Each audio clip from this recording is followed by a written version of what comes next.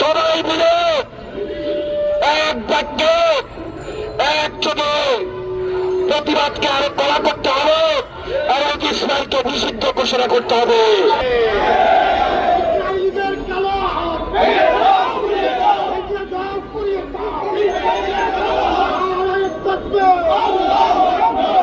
দীর্ঘদিন থেকে বছরের পর বছর যুগের পর যুগ এই প্যালেস্টাইনের উপর গণহত্যা, বর্বরচিত হামলা, যেখানে নারী পুরুষকে বাদ দেয়,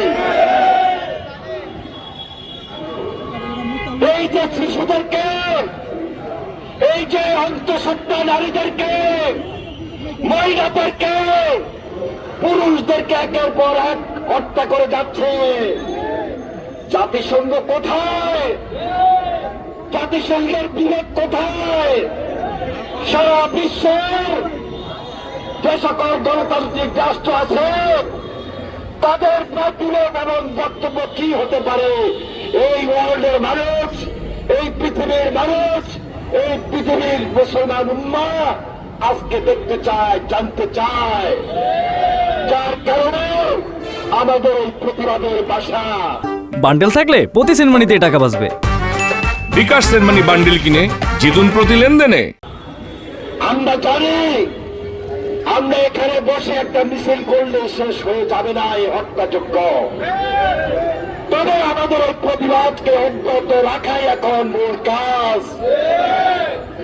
যেমনিভাবে 1979-80 সালে শহীদ রাষ্ট্রপতি জিয়া রহমান তার প্রতিবাদের ভাষাকে অব্যাহত রেখে এই ফিলিস্তিনের পাশে দাঁড়িয়েছিলেন।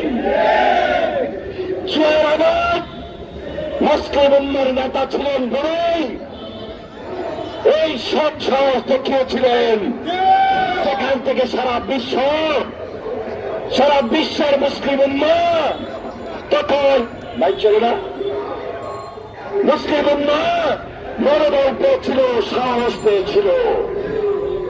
আমাদের নেতা তারেক রহমান 2023 সালে যখন এই গণহত্যা আবার বর্বরচিত হামলা যখন শুরু হয়েছিল, তখন তার প্রতিবাদের ভাষাও তিনি এখন পর্যন্ত অব্যাহত রেখেছেন বলেই আজকে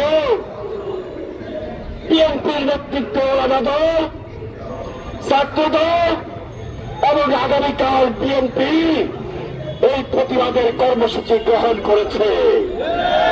আমরা এই প্রতিবাদ থেকে স্পষ্ট জানিয়ে দিতে চাই, জাতিসংঘ, বিশ্ব বিবেক, মুসলিম উম্মাহ,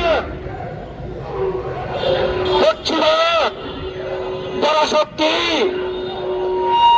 এবং গণতান্ত্রিক দেশসমূহ সবাই মিলে এক বাক্যে একযোগে প্রতিবাদকে আরো কড়া করতে হবে এবং ইসরায়েলকে নিষিদ্ধ ঘোষণা করতে হবে।